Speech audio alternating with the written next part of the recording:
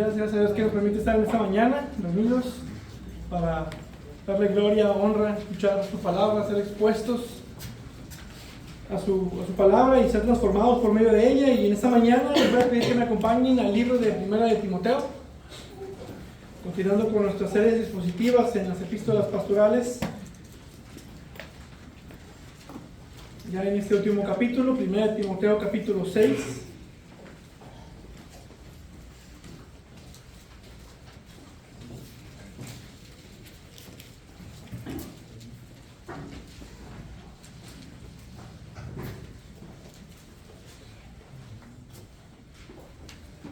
Primera de Timoteo capítulo 6, estaremos leyendo los versículos 1 y 2 en esta mañana.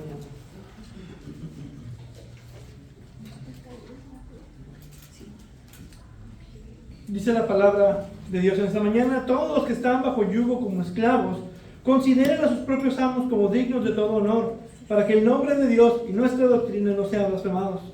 Y los que tienen amos que son creyentes, no les falten el respeto, porque son hermanos, sino sírvanles aún mejor, ya que son creyentes y amados los que se benefician de su servicio. Enseña y predica estos principios. Vamos a orar. Padre Dios eterno, Dios bendito, te damos toda la gloria, toda la honra, agradecidos porque nos permites estar aquí en tu casa, ante tu presencia, para ser expuesto a tu palabra. Te pido que tu Espíritu Santo sea con nuestras mentes y corazones al recibirla y podamos también ponerla en práctica, estas cuestiones que son tan prácticas y útiles para nuestra vida cristiana, en el cual podemos darte gloria y honra, y este es nuestro deseo.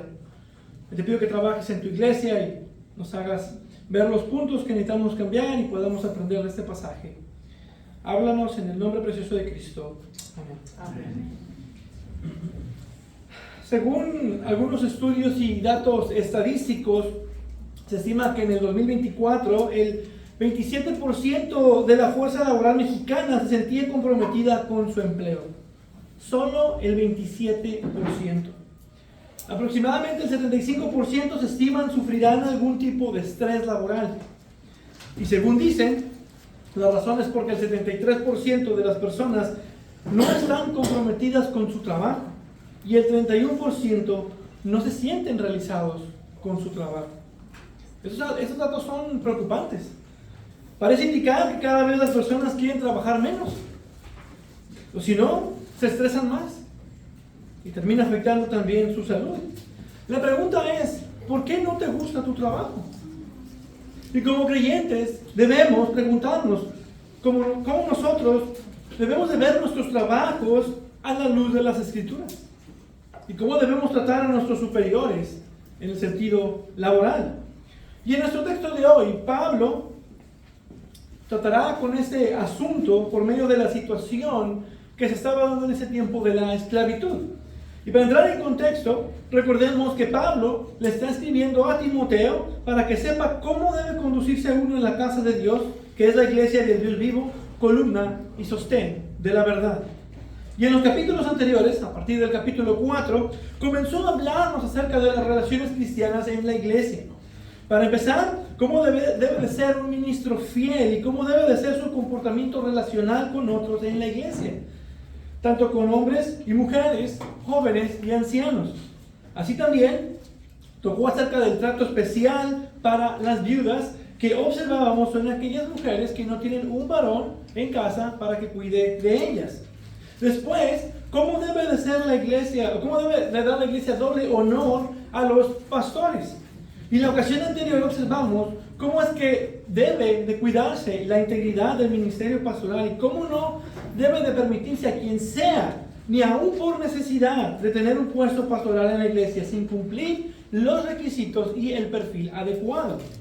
Y ahora este último capítulo comienza a abarcar asuntos más prácticos que son no solamente aplicables en la iglesia, sino también fuera de la iglesia.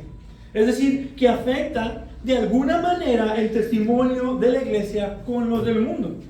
Así que estos son asuntos dentro de la iglesia, pero aplicables a asuntos externos en la vida de todo creyente.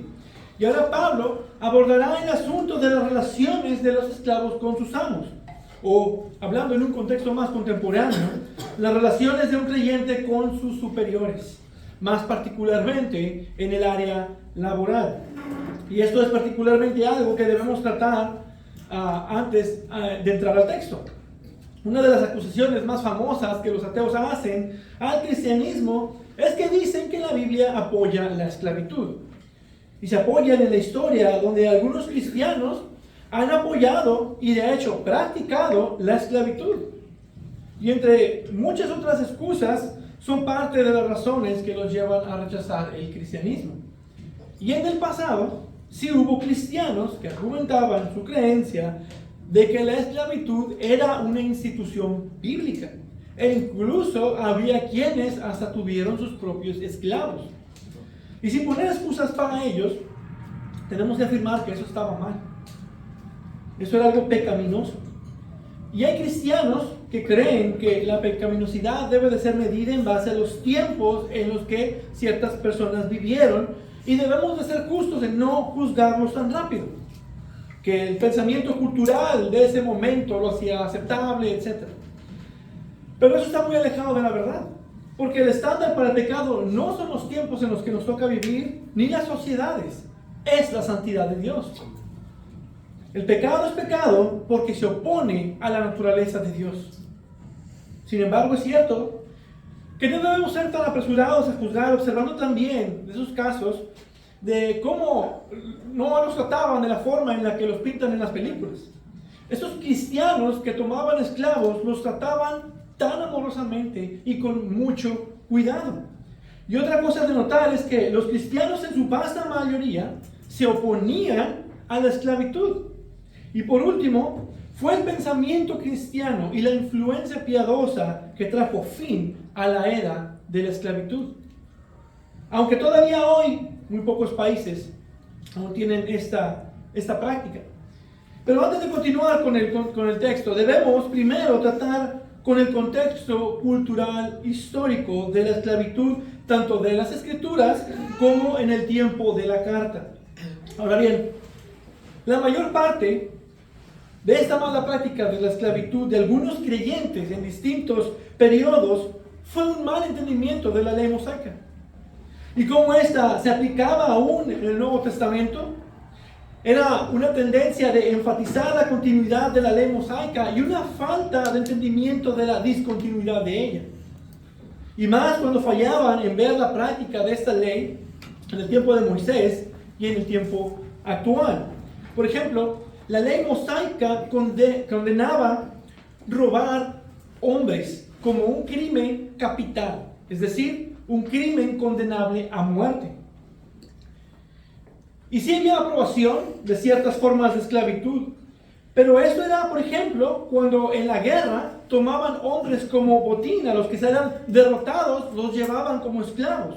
Dios permitía, como parte del castigo de esa nación, que su pueblo los tomara como esclavos para el bien de la nación que tenía la victoria.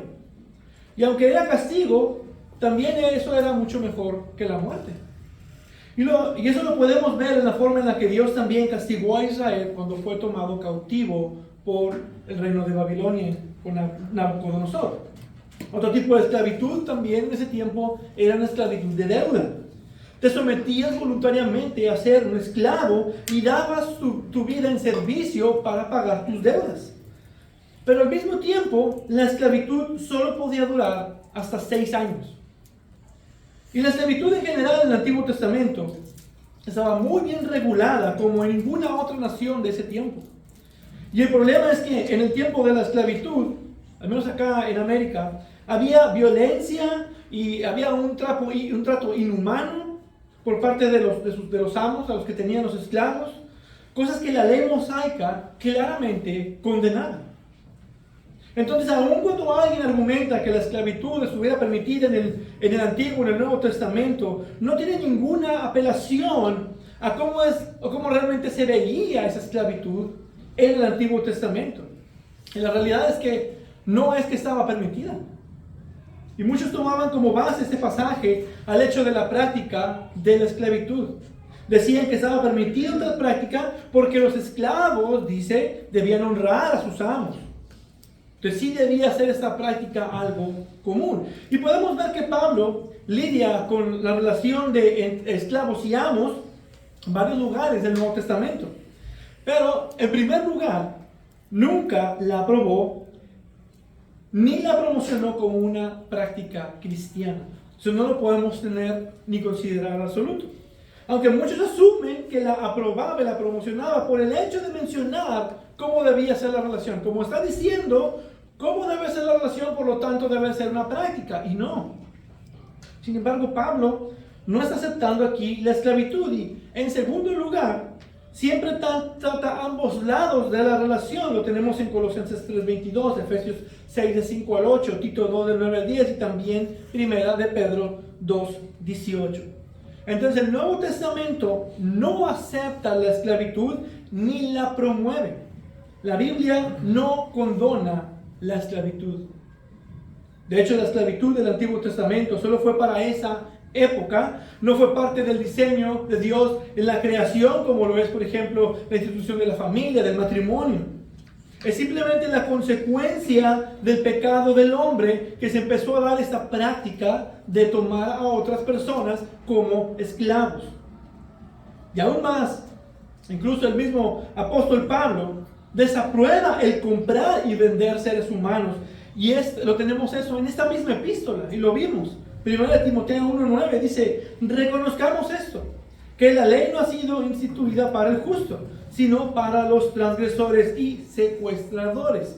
Y la palabra aquí para secuestradores es una palabra griega que tiene que ver con un vendedor de esclavos o un ladrón de hombres.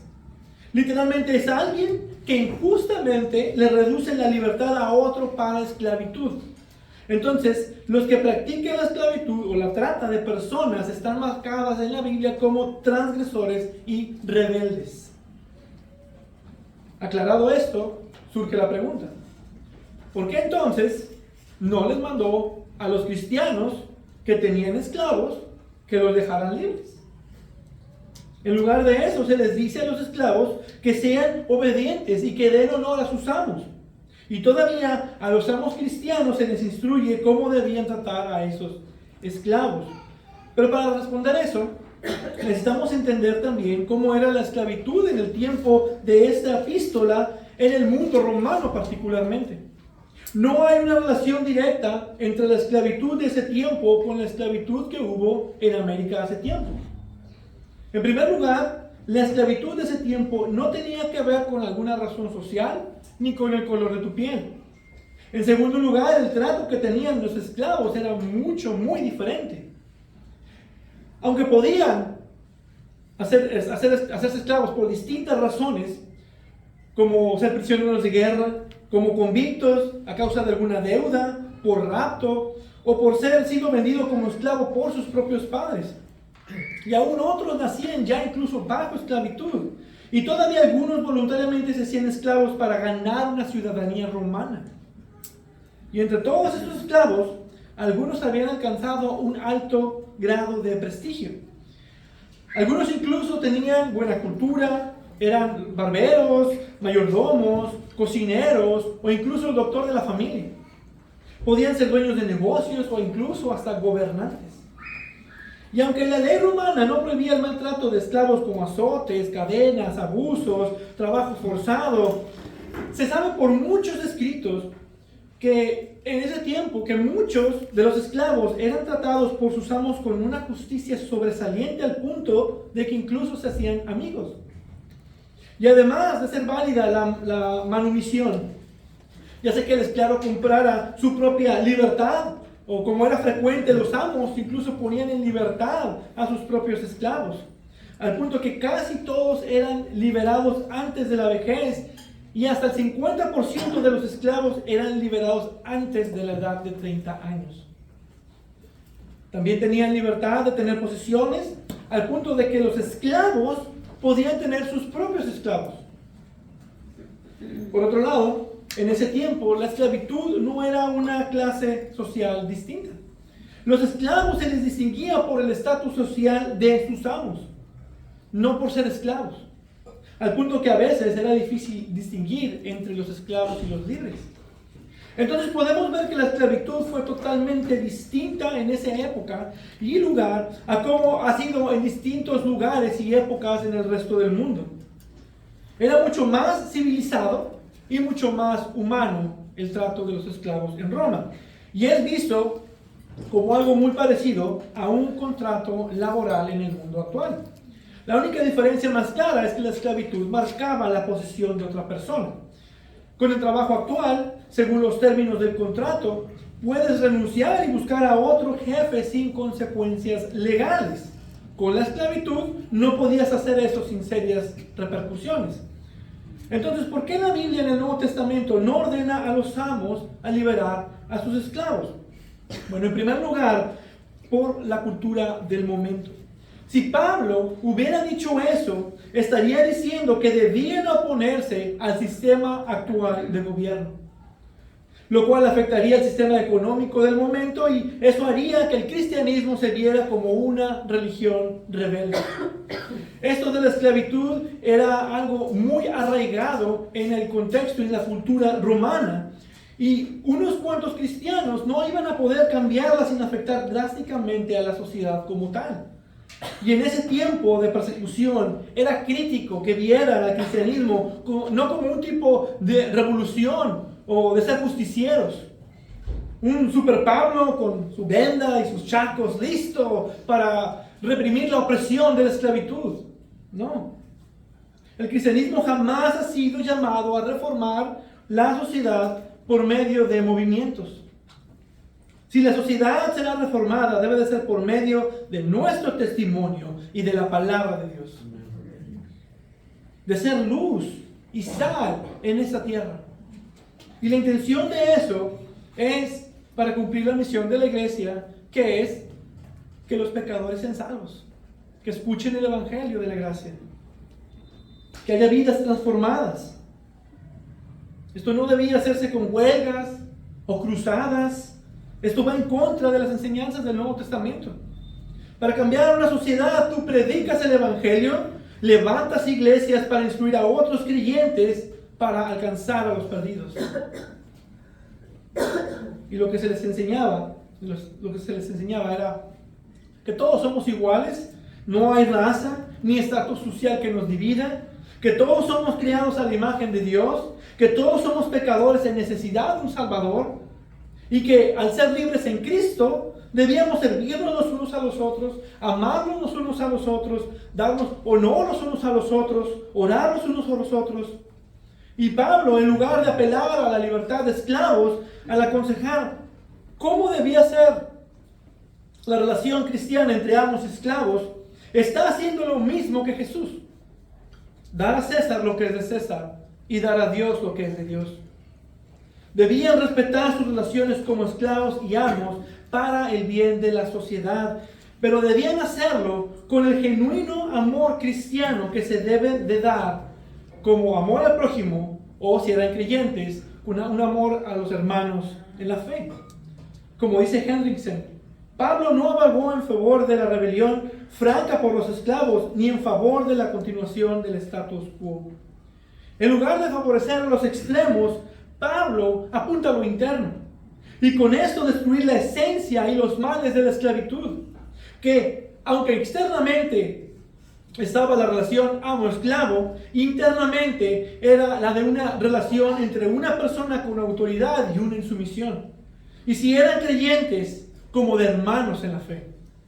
A los cristianos se les llama a buscar la libertad en ese momento. 1 Corintios 7:21 dice: ¿fuiste llamado siendo esclavo?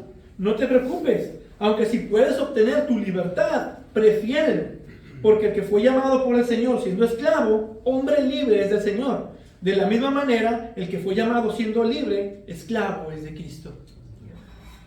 Pero mientras no fuera el caso, Pablo exhorta a los creyentes a honrar a sus amos y tratarlos bien. Y fueron estos principios que con el tiempo cambiaron la aceptación de la esclavitud hasta el punto de rechazarla. No por violencia o reacciones externas, pero por una revolución interna del corazón, por medio de la palabra. Entonces, al haber aclarado el contexto, ahora podemos entrar a ver lo que nos dice este texto, que nos enseña y las aplicaciones prácticas que este texto tiene para nosotros hoy en día. Ahora, los principios puestos en un texto como este continúan siendo aplicables para nosotros en todos los tiempos. Y uno puede llegar a pensar que este texto no tiene mucho que enseñarnos porque no aplica la esclavitud en nuestro contexto. Pero al observar esos principios podremos ver lo útiles que son para nosotros aún hoy en día. Porque este texto aplica para toda relación económica que involucra diferencia de rango o de posición. Déjenme repetir esto. Ese texto aplica en toda situación de relación económica que involucra una diferencia de rango o posición. Es decir, que este principio del trato de los sirvientes a sus amos en la economía romana de ese tiempo aplica para nosotros en la relación de un empleado con su superior laboral, con otros trabajadores, con los administradores, jefes de grupo, tu jefe directo, el jefe del departamento, el jefe de tu jefe. Y aquí se nos presenta la forma más baja de trabajo como un ejemplo. Y esto nos muestra que no hay ningún trabajo, por más difícil o por más trivial, que pueda ser exento de este principio. Y lo que nos importa es cómo debe de ser el trato de un cristiano con cualquier superior laboral, y de hecho su conducta laboral en general, en términos de su relación con su empleador, su jefe, o incluso con la misma compañía en la que trabaja. Y es importante para todo cristiano saber estas cosas. El saber cómo debes vivir aún también en el contexto laboral. Como cristianos debemos glorificar a nuestro Salvador en todas las áreas de nuestra vida, y parte de eso son nuestros trabajos.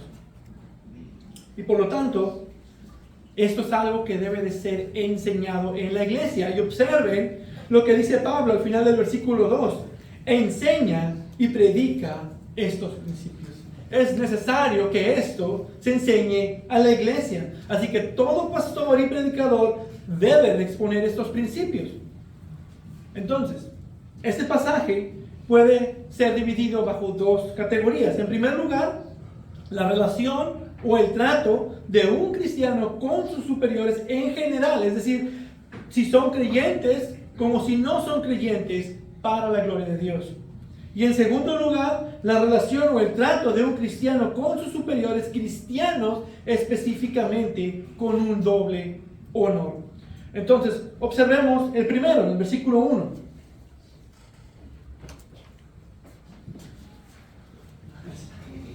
Versículo 1. Todos los que están bajo yugo como esclavos, consideren a sus propios amos como dignos de todo honor, para que el nombre de Dios y nuestra doctrina no sean blasfemados.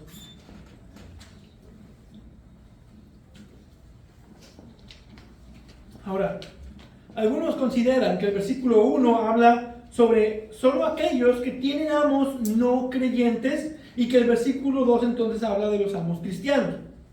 Y uno puede pensar por exclusión, porque si el versículo 2 habla de los amos cristianos, por lo tanto, el versículo 1 habla de los amos no creyentes. Pero es equivocado interpretarlo así e ignorar el texto. Dice, todos los que están bajo yugo como esclavos. Aquí no está haciendo grupo, dice todos. Este es un principio general, y después en el versículo 2 ampliará este principio particularmente en cómo es la relación cuando tu superior es creyente. Pero haré más énfasis aquí cuando no es creyente, y en el siguiente punto cuando sí es creyente. Pero quería aclarar primeramente esto. Este principio es un principio general. Entonces aplica si tu superior es creyente o no es creyente. Y supongamos que tu jefe, tu superior laboral, no quiere tener nada que ver con Dios. De hecho, hasta hace comentarios de burla contra Dios. Y es de hecho una persona mala, es una persona injusta. A lo mejor esa persona es tan corrupta que roba todo lo que puede. Y aún más es una persona con la que no puedes razonar. ¿Cómo deberías entonces tú como cristiano tratarlo? Consideren a sus propios amos como dignos de todo honor. Ahora, observen que dice consideren y no necesariamente que lo sean. sino es a pesar de lo que son y cómo son, que tú debes pensar de ellos de esta manera. Y la manera que nos dice es como dignos, nuevamente como dignos, no que lo sean, pero tú debes de considerarlo de esa manera. Pueden ser jefes o superiores muy crueles, sin embargo dice que debes de verlos como dignos de todo honor, con todo respeto. Ahora, ese es el principio, pero ¿cómo se ve esto en la práctica? Lo podemos ver en otros lugares en el Nuevo Testamento. En primer lugar, es de obedecerles y hacer todo lo que te pidan hacer, aunque no te guste o aunque no te parezca, solo con la excepción de que no sea algo pecaminoso. Colosenses 3:22. Siervos, obedezcan en todo a sus amos en la tierra. Efesios 6:5. Siervos, obedezcan a sus amos en la tierra con temor y temblor, con la sinceridad de su corazón, como a Cristo. Dios es nuestro amo, nuestro superior principal en todo. Y por eso dice, amos en la tierra. Para hacer la diferencia de estos que son nuestros superiores en este mundo. Y si tenemos amos que te piden hacer algo que esté en contra de la voluntad de Dios, entonces no debes obedecerlos. Dios es primero. Debemos obedecer a Dios antes que a los hombres, aun cuando estos hombres sean tus superiores. Y en todo lo que no sea pecaminoso, debemos obedecer, y dice, con la sinceridad de su corazón, como a Cristo. Como si estuviéramos trabajando para Cristo. Porque Él es quien nos lo está pidiendo. Es su palabra la que nos está diciendo cómo es que debemos ser con nuestros superiores. Y Pedro 2:18 dice, siervos, estén sujetos a sus amos con todo respeto, no solo a los que son buenos y afables, sino también a los que son insoportables, aún a los más insoportables, a los peores patrones que pudieras tener. Y no solo debes de obedecerlos, sino de complacerlos. Tratarlos con todo respeto, tanto con tus palabras como con tus acciones. Tito 2:9-10. Exhorta a los siervos a que se sujeten a sus amos en todo, que sean complacientes, no contradiciendo, no defraudando, sino mostrando toda buena fe para que adornen la doctrina de Dios nuestro Salvador en todo respecto. Los cristianos empleados deben de ser exhortados a que sean complacientes con sus superiores. Pero también dice no contradiciendo. Esta palabra es no hablar en su contra, es negar algo que están diciendo o contradecir lo que están diciendo. Es como diríamos, no ser un respondón, no contestar por contestar, no contestarles de vuelta, no contradiciendo. Y luego dice también no defraudando. Esa palabra significa separar algo para uno mismo, sacar algo codiciosamente. Es decir, que no robes a tu superior para algo que te beneficie a ti. No debes de estar tomando algo que no te pertenezca. No robes, ya sea dinero, objetos de valor, a lo mejor algo que puedas ver en la oficina mal puesto, o incluso tu tiempo. Te pagan por 8 horas, pero trabajas 6 horas. ¿Y las otras 2 horas que te están pagando? Como cristianos debemos ser ejemplos en nuestros empleos, en todo lugar donde estemos ante algún superior. De ser personas honestas, fieles y dignos de toda confianza, mostrando toda buena fe para que adornen la doctrina de Dios, nuestro Salvador, en todo respecto. Colosenses 3:22 dice, siervos, obedezcan en todo a sus amos en la tierra, no para ser vistos como los que quieren agradar a los hombres, sino con sinceridad de corazón, temiendo al Señor. Como en Efesios vemos esa sinceridad de corazón, y la razón nos dice, no es por el hombre, no es para el hombre, no es para ser agradables ante los hombres, sino para ser agradables delante de Dios. Entonces, no para ser vistos como si tienes que estar haciendo algo bueno cada vez que entra tu jefe a la oficina, cada vez que entra tu superior, y no estás haciendo algo bueno y cambias la posición, cambias lo que estás haciendo, sino en todo el tiempo, aún cuando los hombres no te ven, porque tú lo haces para el Señor. Todo lo que hagan, háganlo de corazón como para el Señor y no para los hombres. Colosenses 3:23. Es cuando Dios te ve. Es cuando ahí debes de realmente mostrar. Es cuando Dios te ve. ¿Y cuándo es? Eso es todo el tiempo. Dios te está viendo todo el tiempo. Y dice, temiendo al Señor, haciéndolo para el Señor, agradando al Señor, porque a Él sirven, dice, con sinceridad de corazón. Lo que sea que hagas en tu trabajo, el área que tengas en tu trabajo, y no importa quiénes sean tus superiores, tú debes honrarlos y tenerlos dignos de todo honor y hacerlo para Dios y no para los hombres. Y esa es la manera en la que uno honra a sus superiores, trabajando duro. Y como no diría, ¿no? Trabajando duro y no durando en el trabajo. Trabajando honesta y esforzadamente. Y también podemos ver la perspectiva que uno debe tener haciéndolo para el Señor. Y dice el versículo 24, sabiendo que del Señor recibirán la recompensa de la herencia. Es a Cristo el Señor a quien sirve. Entonces lo que vemos es que al servir a nuestros superiores o jefes, a nuestros patrones como dignos de todo honor, es servir a Cristo. Consideren el valor que esto trae a nuestro trabajo. Aún los trabajos más humildes, es un servicio a Cristo. Tu trabajo y tu trato relacional con tus superiores es trabajo sagrado. Porque como cristiano, mi trabajo, lo que yo hago, lo hago para mi Cristo y para su gloria. Sin importar si lavas platos en algún restaurante, a lo mejor eres albañil, si eres burócrata o no, si le sirves al mismo presidente, no importa. Incluso si eres jefe de tu propio negocio. Tus clientes son tus superiores a quienes debes de tenerlos dignos de todo honor.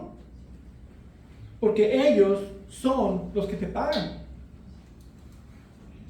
Todo lo que hagas en relación con tus superiores económicamente, hazlo para Cristo. Esa es la forma en cómo debes tratar a tus superiores laboralmente. Aun si esos superiores son el peor pagano de la historia. ¿Y por qué es que debemos considerarlos dignos de todo honor? Dice, para que el nombre de Dios y nuestra doctrina no sean blasfemados. Es decir, para cuidar el testimonio de Cristo y su evangelio. Ser este empleado, este trabajador digno de confianza, que es esforzado, que es intencional, es para que puedan ver nuestras buenas obras y glorifiquen a nuestro Padre que está en los cielos. En otras palabras, debemos tener este trato por el bien de la misión principal de la iglesia. Es una forma de evangelismo. Cuando te pregunten, ¿por qué eres tan ejemplar como empleado? Y tú puedas responder, porque a Cristo es a quien sirvo. Esto afecta el testimonio de uno como cristiano. Y como cristiano debemos estar preocupados por la reputación de nuestro Dios. Y eso es por medio de la influencia que mi conducta tendrá en mi trato con mis superiores. Tienes que darte cuenta de que como cristiano, y que de hecho sepan que eres cristiano, debes estar preparado para ser vigilado por los de tu alrededor. Tus compañeros te estarán viendo, tu jefe te estará viendo, tus clientes te estarán viendo. Y cómo trates con ellos se verá reflejado que si hablen bien del evangelio o haya reproche en el evangelio. Entonces, con tu testimonio, con tus superiores, afectas la reputación de Dios y el evangelio de Cristo, para bien o para mal. Pero luego Pablo pasa más específicamente. Cuando esos superiores que tienes, cuando tu jefe es cristiano, es un creyente, y último punto, versículo 2. Y los que tienen amos, que son creyentes, no les falten el respeto. Ahora observemos el principio general, que es para todo creyente, y lo vimos desde una perspectiva aun cuando es un incrédulo y es muy malo. Pero ahora, ¿cómo debe de ser el trato de un cristiano cuando tu superior es un hermano en la fe? ¡Qué bendición es que tu jefe, a quien le tienes que rendir cuentas en el trabajo, es tu hermano en la fe! Que alguien que te va a dar órdenes es un cristiano. Y a lo mejor piensas que te da el paro para que te dediques a orar y leer la Biblia. Pero eso es un peligro y no un beneficio, porque aún le estás robando el tiempo a la empresa. Aún cuando es cristiano, es una falta de respeto que tu trabajo estés dedicándolo para el Señor y no dedicarte a lo que debes hacer. Porque cuando haces tu trabajo, cuando lo debes hacer, lo haces para Cristo y en eso lo honras. Pero no usar el tiempo para asuntos personales. Y sí es una bendición tener a un hermano en la fe, que es tu superior, pero también hay peligros. Otro peligro es que ambos son creyentes, a lo mejor van en la misma iglesia, aunque es empleado, como es hermano y van en la misma iglesia, puede verse que está al mismo nivel que es tu superior en el trabajo. Oye, ¿por qué Rafa no hace el mismo trabajo que nosotros? Es que es el hermano espiritual del jefe. Y eso está mal. O tal vez se siente con autoridad porque aunque es empleado, a lo mejor en su iglesia es un oficial. Es el pastor o es el maestro de la escuela dominical. El peligro está en que se puede perder esa línea de autoridad y perder el hecho de que aunque es cristiano, debe demostrarle a su jefe el amor y el respeto que le debe, porque no solo es su superior, es su hermano en la fe. Y mucho menos deberían de resentir que les digan qué hacer, o cómo hacerlo, o cómo hacer las cosas, porque son hermanos. Y puede ser que este asunto estuviera sucediendo en Éfeso, y por eso Pablo escribe esto. Había esclavos en la iglesia de Éfeso, y puede ser que algunos de estos esclavos eran oficiales en la iglesia, y sus amos no. Y con esto podía llegar la tentación de un resentimiento, de una falta de sumisión o de algún descontento por la relación de amo-esclavo que tenían. Imaginen que dos hermanos carnales, o a lo mejor un tío y un sobrino de la misma familia, están trabajando en la misma empresa. Y el tío tiene como superior a su sobrino, o el hermano mayor tiene como superior a su hermano menor. Sería muy difícil resentir al menor por tener más posición que el mayor. Pero sería muy fácil resentirlo por esa situación. Y decir algo como, no voy a terminar con esa tarea. Al cabo, mi sobrino me hace el paro. O, no le daré importancia, ¿cómo voy a hacer este reporte? Al cabo, mi hermano menor ni le entiende. Entonces puede que no le importe lo que el sobrino o el hermano menor piense o se sienta con la calidad de su trabajo cuando sea juzgado por cómo lo hizo. Y eso también hace un ambiente pesado en el trabajo. Lo mismo pasa con los hermanos en la fe. Cuando tu superior es un cristiano, que incluso a lo mejor va a la misma iglesia, puedes llegar a sentir un grado de confianza para aflojar un poquito. Sin embargo, el principio anterior aplica también aun cuando tu jefe es cristiano, y ese debe de ser tu pensar y tu sentir. Debes de darles honor, deben de ser dignos de honor. Así que no puedes pensar o sentirte como que no debes hacer eso porque son cristianos. Aun cuando tú tienes años de ser cristiano y a lo mejor tu jefe tiene al menos unos meses de ser cristiano, sin importar la condición o situación, si tu jefe es cristiano, debes tratarlo con respeto porque son hermanos, dice Pablo. Y es por esa misma razón que no solo debes considerarlos dignos de todo honor, dice, de respetarlos, sino sírvales aún mejor, ya que son creyentes y amados los que se benefician de su servicio. Entonces es aún más honor que deberían darles, aún más servicio, aún mejor trato a tu supervisor, tu jefe, porque es creyente. Y porque como sirves a Cristo, a otro cristiano también estás beneficiando con ese servicio. Más motivación para hacerlo. La fe cristiana no es amiga del socialismo igualitario.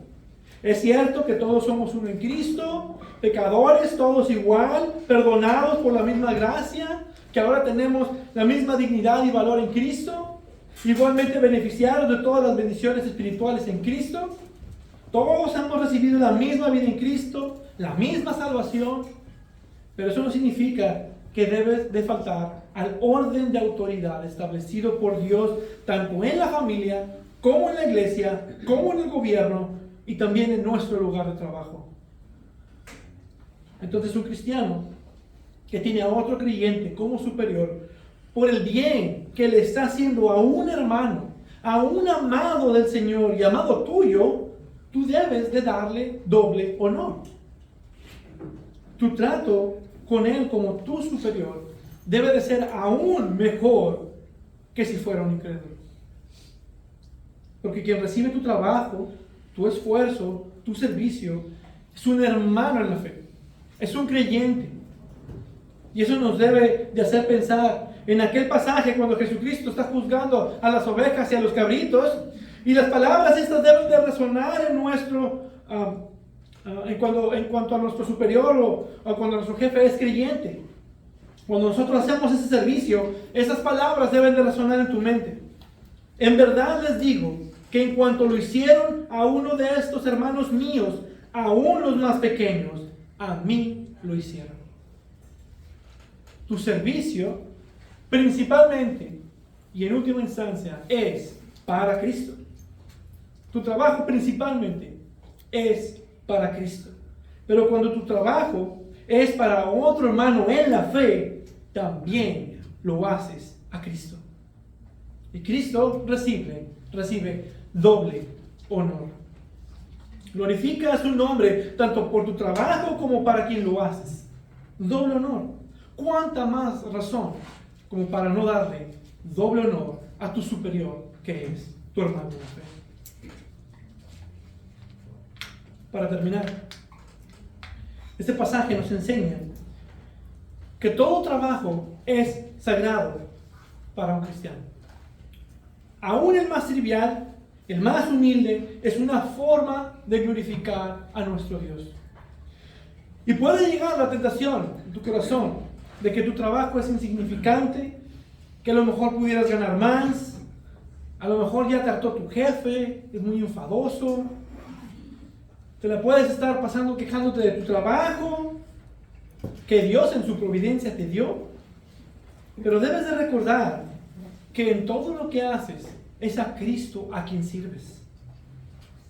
Entonces siempre estás en servicio a Cristo cuando estás trabajando. Así que sé fiel, trabaja duro, sé honesto, honra a tus superiores en todo lo que hagas, no contestando, no rezongando, siendo prontos para actuar. Y si tú eres ama de casa y te sientes cansada, agotada por estar cuidando de la casa, llevando a los hijos a sus actividades, a la escuela, lavando ropa, haciendo la comida, y puede llegar la misma tentación, que tu vida y tus talentos no están siendo aprovechados como deberían. Pero debes recordar que en cada canasta de calzones sucios, cada plato con comida pegada que tienes que estar raspando, cada pañal sucio que cambias, en todo eso es a Cristo a quien sirves. Lo haces para Cristo. Y cuando lo haces para Cristo, para gloria de su nombre, Él lo ve. Él lo ve. Esa debe de ser tu motivación en todo cuanto haces. En toda empresa cuanto haces es para Cristo. Él ve tu esfuerzo. Él ve tu dedicación. Él ve la sinceridad de tu corazón al hacer lo que haces para Cristo. Entonces no hay trabajo que no sea para Cristo. Todo trabajo es sagrado.